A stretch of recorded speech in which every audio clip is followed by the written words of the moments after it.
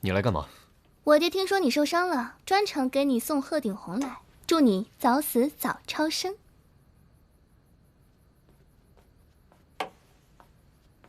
伤口清洗后，每日敷1次，一共敷10天，敷10次，应该就会好的差不多了。替我谢谢他，改日我会登门拜访。对了，我可警告你，下次不准再干这种事情，我可不想再给你送1次药。如果我不挡的话，萨摩就没命了。那你傻呀？那你不也会没命吗？生死有命，富贵在天。更何况我已经答应那家伙要罩着他。男子汉大丈夫，说话得算数吧。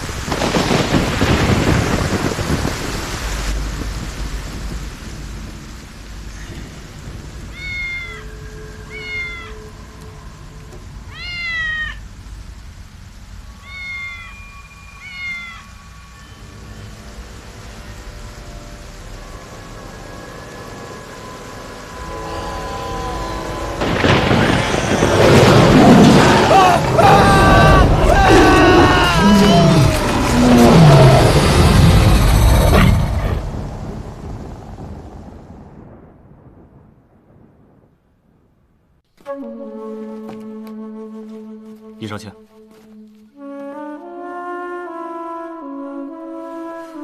哎呦，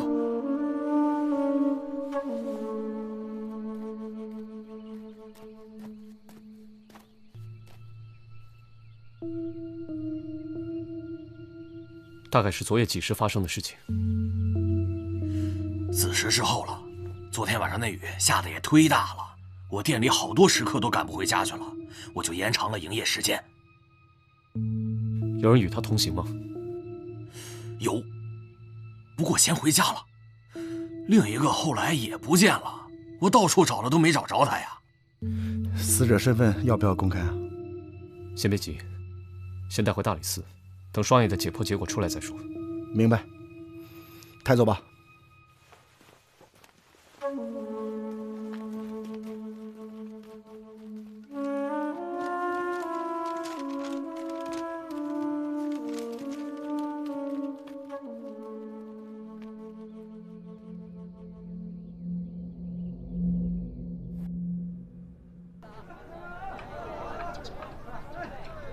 萨摩，哎，上菜，来啦！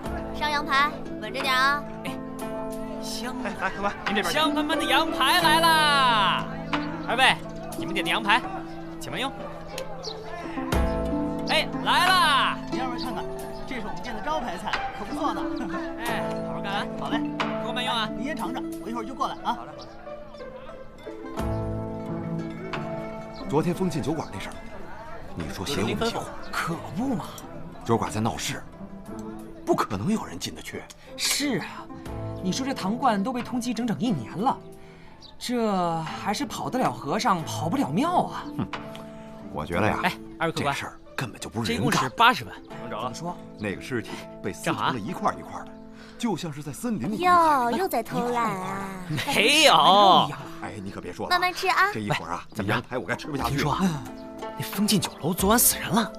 哼，他们啊，仗着地理位置好，就往酒里掺水。现在吧，活该！哎，要不咱们店也先关店2天，正好呢，好好准备准备新菜式，迎接大多的顾客。你去哪儿？大理寺。你个死老外，你给我站住！你给我干活！啊！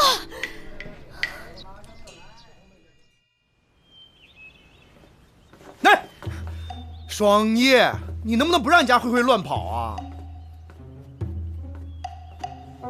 哎，你东西能不能不乱摆？你怎么不摆城墙上去啊？你。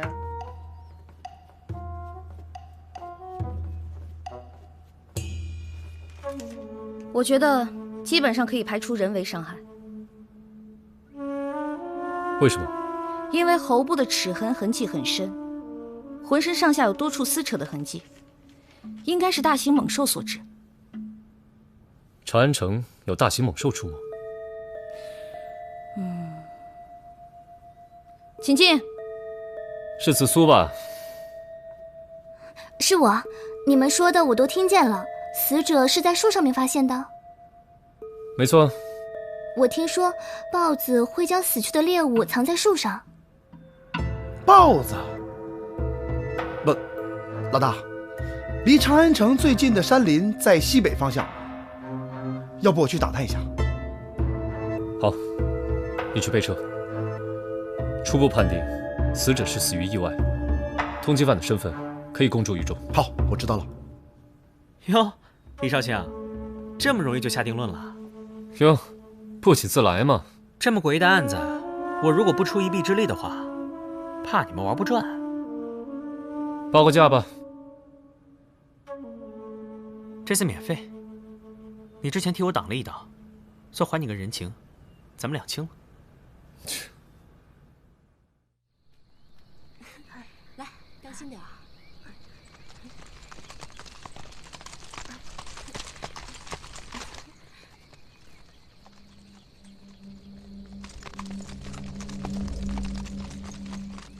快走，快走！走！哎，怎么见了我们跟见了瘟神似的？来，回来！哎，回来！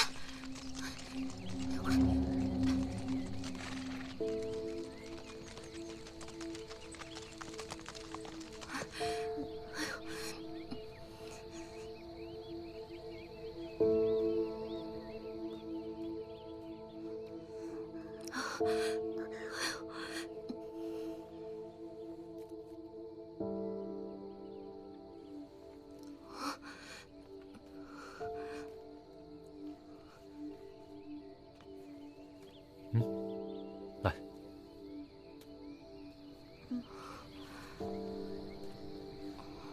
别怕，我们是大理寺官差。谢谢。这里发生了什么事？官人，您不知道吗？昨天长安城里死了人。我们就是为调查此事而来。官人，您可千万要救救我们呀！我们什么亏心事都没做呀。此话怎讲？这怪兽常年都在山林里，10年前出现过一次，后来就再也没有人见过。这次却直接进了长安城。哎，一定是有人得罪了他，才会惨遭杀害，真是太可怕了。10年前有人被杀吗？有，死状跟那个人一模一样。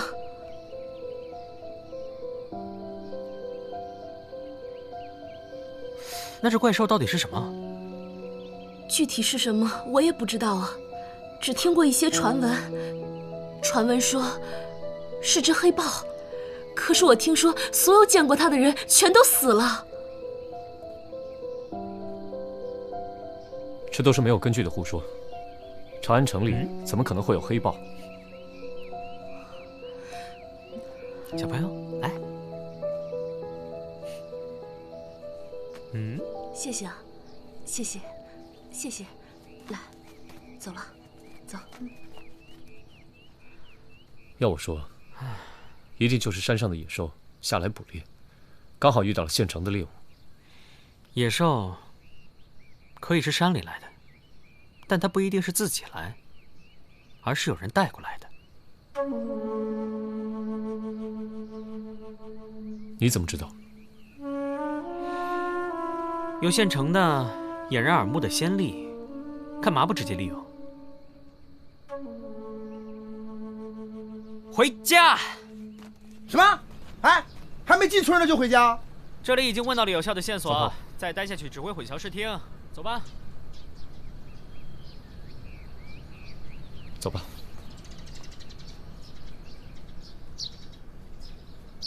查到什么线索了吗？子苏，礼部尚书刘渊、吴萨将军，还有那姓方的商人，这3个人帮我查一下。子苏，怎么了？那个礼部侍郎刘渊的儿子刘峰，前阵子死在了赌场。杀害刘峰的凶手就是那个唐冠。嗯，没错。如果说这个怪物不是从大山里跑出来的，而是被人圈养的呢？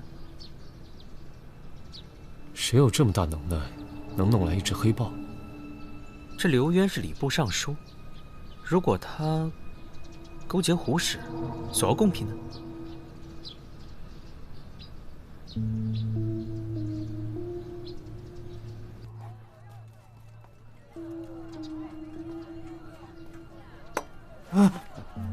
大理寺禅，我问你啊，这2天有没有什么大型的马车经过？这几日入城的大型马车并不多，小的记得十分清楚，有礼部尚书刘渊官人，兵部的吴萨将军，还有一位姓方的商人。哦，那他马车里都装的什么呀？这个嘛，小的没接到抽查的命令，于是就放他们过去了。以后查仔细点儿。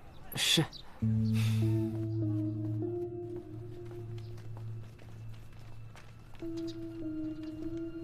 对不起啊，二位，我家主人染了风寒，如果没有提前预约的话，恐怕今天不能会面。你就说大理寺李治有事要找他，耽误不了多久。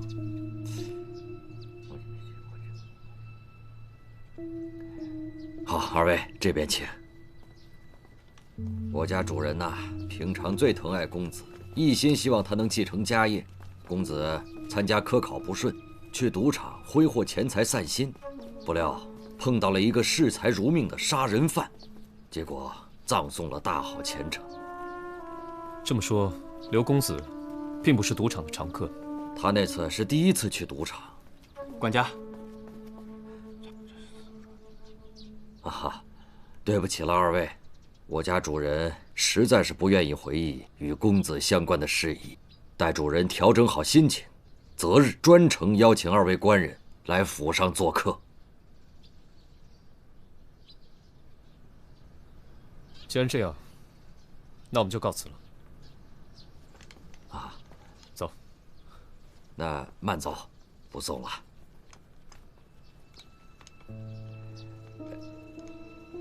请。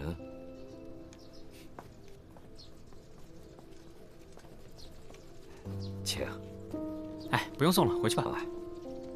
哎，你先回去吧，我得去趟风信酒馆。一起去吧。你是官差，一身正气的，谁见你不怕？你能问出什么呀？你等消息吧，我去就回。哎。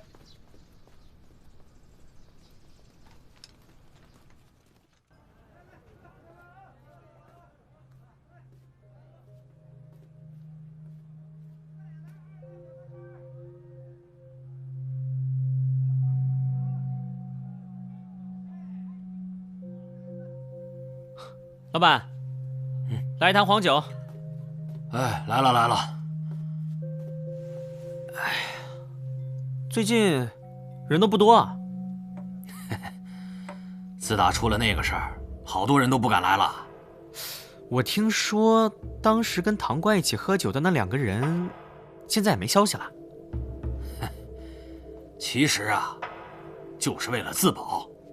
怎么讲？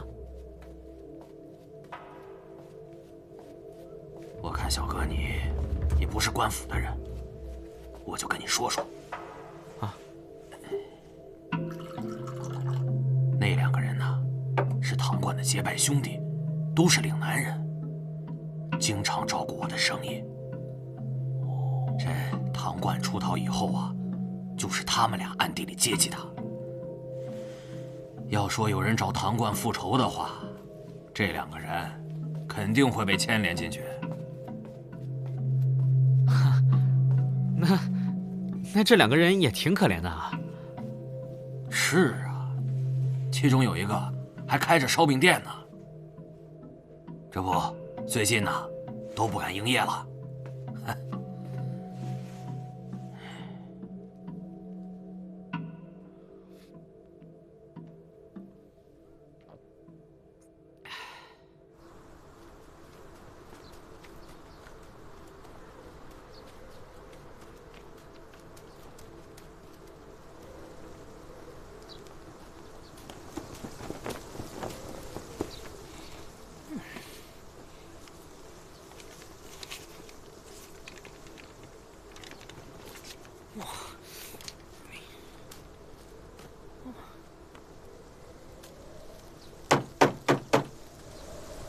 人吗？有人吗？有人吗？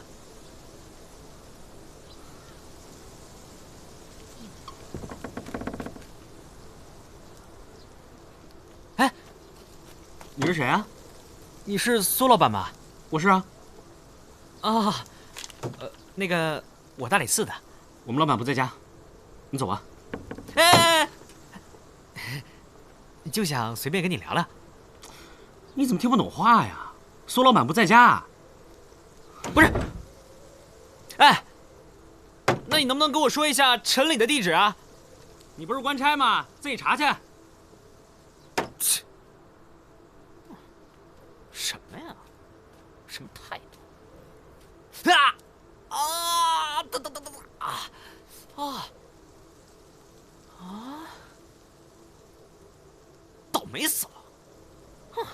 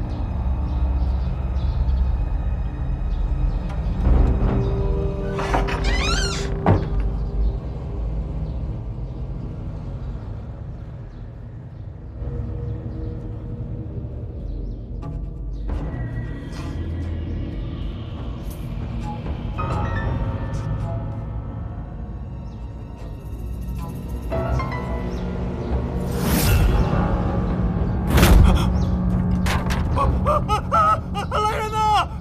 来人呐！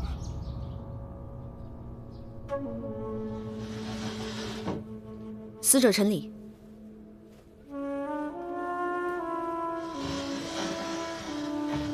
这是之前的死者唐冠，可以确认这两个人的伤口几乎完全一致。两起案子的现场情形也基本相同，应该是同一凶手所为。这应该是连环杀人案。听说昨晚平康坊也死了一个人。对，已经确认是自杀。和这两个人会不会有什么关系啊？当然有关系。我来的路上去了趟平康坊。去那干嘛？我在樊社听说平康坊刚刚有个姑娘上吊了。我查到这死者陈礼和上吊的雪儿姑娘是相好，而且刘尚书的堂弟也想把这雪儿姑娘娶回家里做妾。刘尚书，礼部尚书刘渊，正是。而且这刘尚书的堂弟刘波，他一直住在刘府里。走。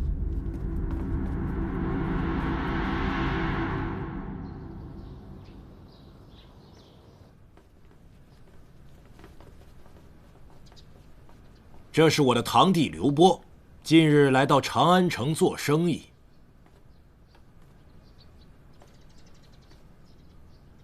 哎，刘尚书，您的这位堂弟，我怎么看着有些眼熟？或许是因为我们兄弟之间有些相像罢了。哎，不，我总觉得在别的地方见过。你是不是去过平康坊？是知过。雪儿姑娘的死，你可知道？有耳闻。别装了，想要为雪儿赎身，纳她为妾的人，就是你吧？不，这就是他，那又怎样？你们如此无礼，如此咄咄逼人，你们到底想干什么？之前唐冠一案与此次平康坊风波，恐怕都与你刘府有密切的关系。刘尚书，你应该知道，朝廷重臣犯案是什么后果。我刘渊向来光明磊落，做了就是做了，没有就是没有。那刘尚书能不能说明一下，近几日从城外进来的大型马车之中都装了些什么？哼，我这没有必要告诉你吧。还有，那间房间里又有什么？是府上堆放杂物用的。哦，那全府上下只有那个房间上了锁，难道是怕什么东西跑出来？一派胡言！老大，确实在上锁的房间发现了豹子，但不是黑色的，跟他一样是个病号。哎，不对啊，你这看着身子骨挺硬朗的呀。你是什么人？竟敢私闯我的府邸？什么人？这还不够明显吗？刘尚书，证据确凿，你还有什么要说的？李少卿，您误会了。主人，事已至此，也别再瞒着了。我家主人风寒缠身，终日被病痛所折磨。偶然间听高人说，爆骨入药可以治疗筋骨疼痛、风寒湿痹，便利用职务之便所得病豹一只，圈养在家中后院。这府上所有人都能作证，这病豹从未走出刘府半步，更不用说杀人了。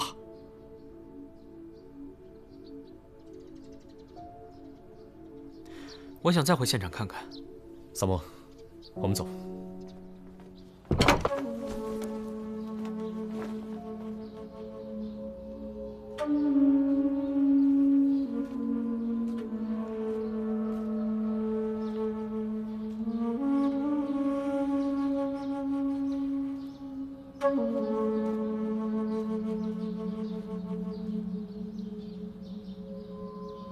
萨摩，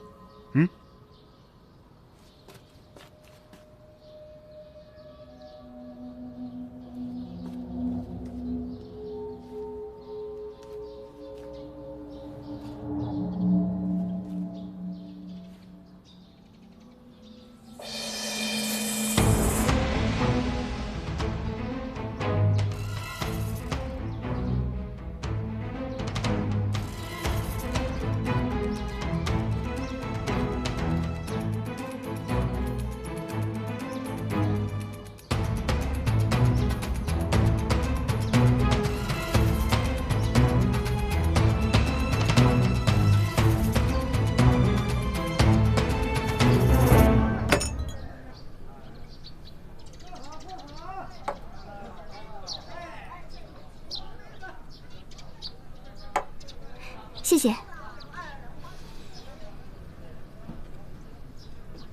四娘，你听说过会变成黑豹的猫吗？哼，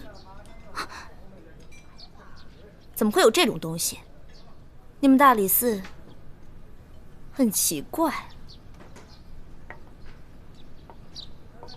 什么态度？也许我们一开始就想错了。你有眉目了？还没有。那就更想不通了。两起命案里都发现了猫爪印，但是看起来又是猛兽所致。子素，你去查一下唐冠、陈礼还有苏阳明这3个人的关系。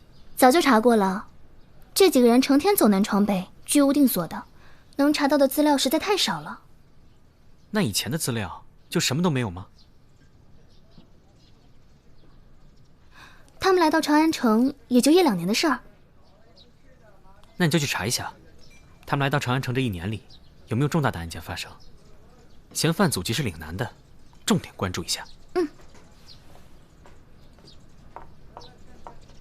有人要吃饭吗？哎，我要烧鸡、烧鸭、烧鹅，迟早把你给烧了。不三不四，开饭！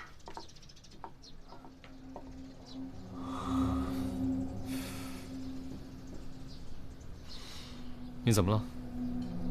不是，三炮怎么没来？我让他悄悄溜到刘家，看看有什么线索。不对，刘尚书应该跟此案无关。过来。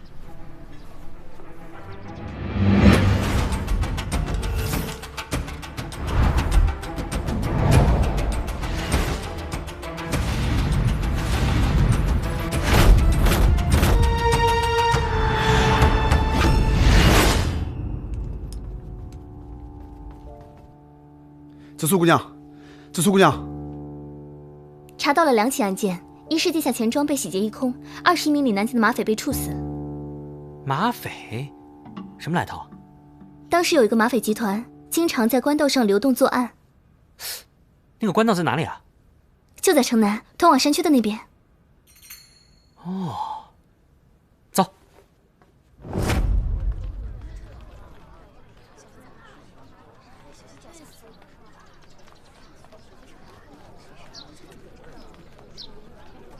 大爷，跟您打听个事儿。好，这儿前2年是不是有几个马匪老抢人钱财？马匪没有，我们这儿安全着呢。倒是前2年啊，我家人进山，让黑豹给吃了。黑豹？啊，吃了好多人呢，这尸体都在这里呢，头都不见了。哎呀，行了。老爷子年纪大了，别听他胡说。你们这边有黑豹出现吗？是死了些人，但都不是我们这儿的，好像都是些商人啊，还有当官的。我觉得呀，就是钱来的不干净。不是人为的？谁知道呢？哎，对了，以前啊，这里有个茶铺，但是自从搬走了以后，就再也没出现过。行，谢谢啊。啊。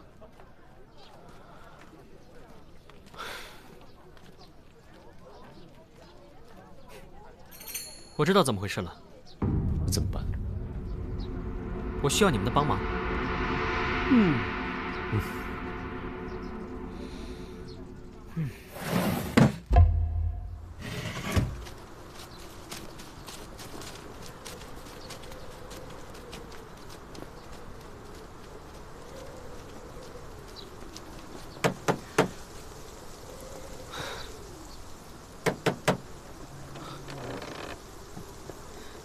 对不起，我们已经停止营业了，麻烦你请回吧。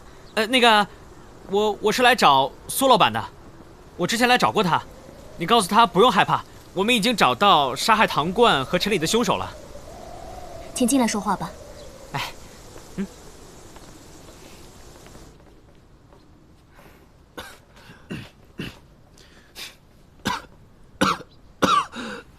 哟，苏老板这是怎么了？2位朋友相继遇害，对他打击太大了。他觉得没有保护好他们，尤其是我哥哥陈理。原来陈理是你哥哥，那你们现在准备怎么办？长安城里痛苦的回忆已经太多了，想回老家重新再开店。云溪，快给客人们倒茶。哎，好。3位官人，坐吧。我刚听说，凶手找到了。是，凶手曾经将同样的杀人手法运用在官道抢劫钱财上，然后呢，再把受害者制造成被猛兽袭击了的样子。太可怕了。请喝茶吧。那凶手为什么要杀2哥跟3哥呢？我先喝口茶再说吧。不过呢，我今天来找你，是希望你能给我们提供一些线索。我要能帮到什么，您尽管说。我和云溪一定倾尽全力的帮助破案。我先上个茅厕，回来再说。云溪，快给官人倒茶。哎，来，喝茶。哎，谢谢啊。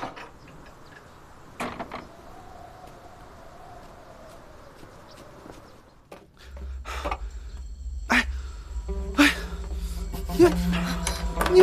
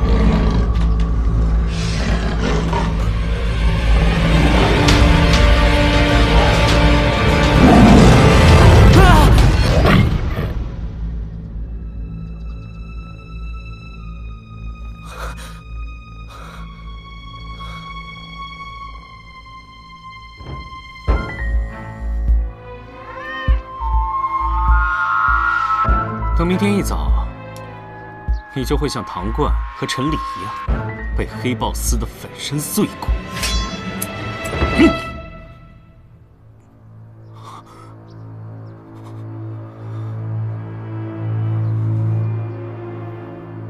萨摩说的没错，真凶果然是你。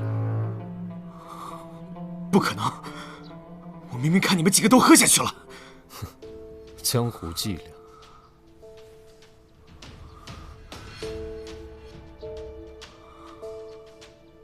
萨摩，戏演完了，起来吧。萨摩，起来了呀，起来啦！萨摩，明知有毒你还喝呀？萨摩，萨摩，快！萨摩，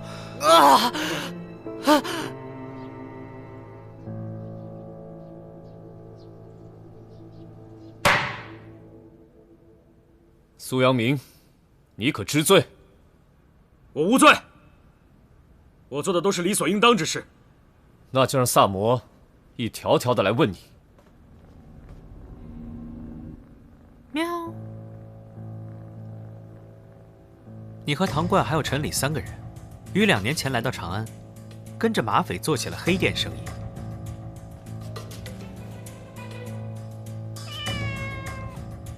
你们的作案手法很简单，同时很不容易被察觉。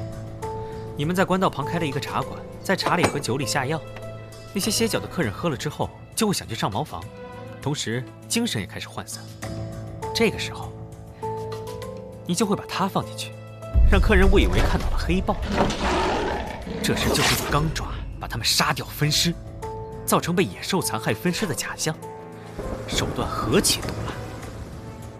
由于不是人为作案，这案子自然进不了刑部的档案，所以子苏对此毫无头绪。后来你们老大被抓了，你们3人呢决定金盆洗手。你呢打算开一家小店，然后娶妻生子，过安宁的生活。可是你这2个兄弟总是拖你的后腿，经常问你索要钱财。你想和云溪结婚，一方面呢你需要继续开店贴补家用，另一方面呢，你还需要供养唐冠，以及向陈理准备所谓的彩礼。你终于不堪忍受这样的生活，于是你决定把2人杀人灭口，对吧？你是什么时候发现的？就在我第一次去你店里拜访你的时候。你的房门是虚掩着的，当时我就很纳闷，传闻唐冠是被仇家所杀，他出事后，你作为兄弟不藏不躲，不关房门，可见你根本就不怕有人来寻仇。其二，我自报家门，你却把官差挡在门外，这哪里是寻常百姓所为？我问你陈理的地址，你让我自己去查。此时你是怕引火烧身，才对陈理起了杀心吧？经过检验，这茶壶里面有致幻作用的迷药。他们本身就该死，因为他们没有权利阻止我过我想要的生活。那你有为云溪想过吗？你觉得你亲手杀了他的哥哥，你们还能若无其事的生活在一起吗？这是什么？你说话呀！这是什么？你拿他做了什么？你说话呀！你说话呀，阿明哥，你说话！别喝了！你别闹了！要是没你哥，怎么能变成现在这样吗？云溪，我做这一切都是为了你肚子里的孩子。放开我！我不希望咱们的孩子一生下来就被人瞧不起啊！可是他再怎么不对，他还是我哥呀！云溪，云溪，放开我！这是咱们辛辛苦苦挣的钱，干嘛让你哥拿去妓院花呀？他可以喜欢自己的姑娘，但是他不能花咱们的钱呢。他知道这是从自己亲妹妹身上剥削吗？那你也不能杀了他吧？你怎么能狠心做出这种事情？你怎么能这样？你怎么能这样？哥哥不见了之后，我隐约有感觉，但是我不敢想，安明哥竟然敢做出这样的事情。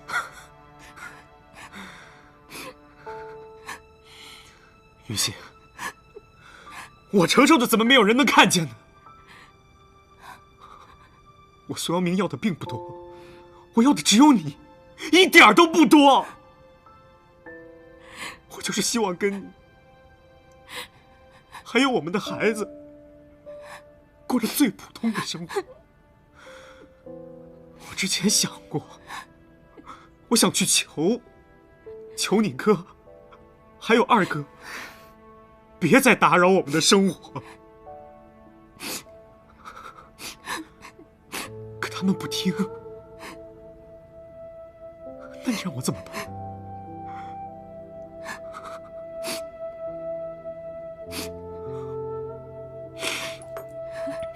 苏阳明，你可知罪？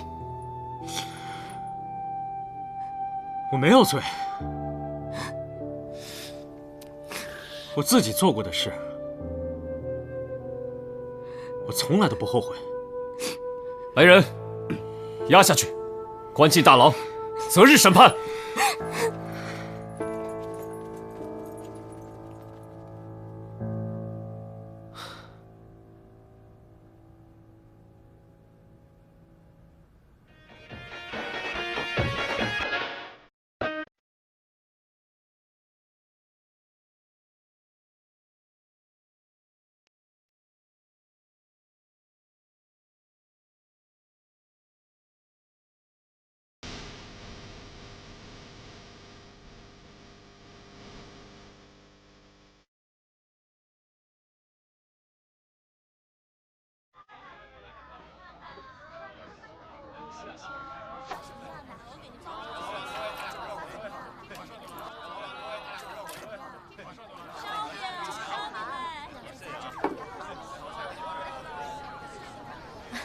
拿好啊，慢走。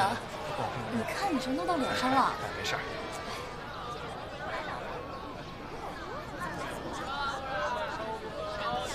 干什么呢？少年怀春啊！怀你个头啊！我的眼中只有烧鸡，没有人。哎，干活！哎，听说他又救了你一次。这次不算，这次呢是我故意安排的。值得吗？不就是个案子吗？值得服毒吗？命没了怎么办？什么重要啊？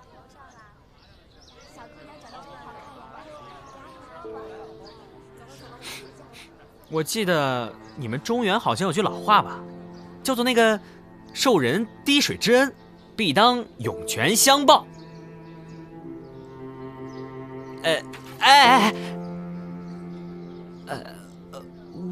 我真的不是故意的。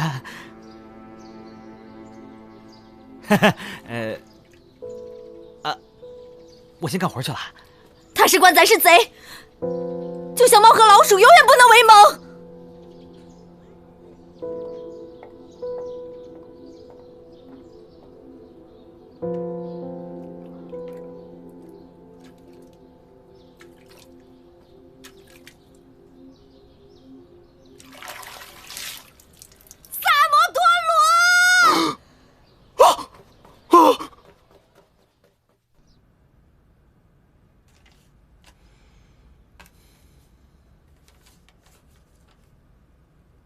哼，这效率还挺高，这才几天呢，已经破了2起大案。哎呀，真是后生可畏啊！那得算陛下慧眼识英才呀。可微臣担心的是，担心什么？协助李治办案的那个萨摩，住在樊舍。樊舍掌柜公孙四娘，据说许多年前曾是黑道上叱咤风云的马匪头目。那你是想抓人？微臣的眼线说，这个四娘对李治没什么好感，臣担心他对公子不利啊。那就找个机会试探他一下。要是已经改过自新，就既往不咎；可要是还有祸心，立刻处斩。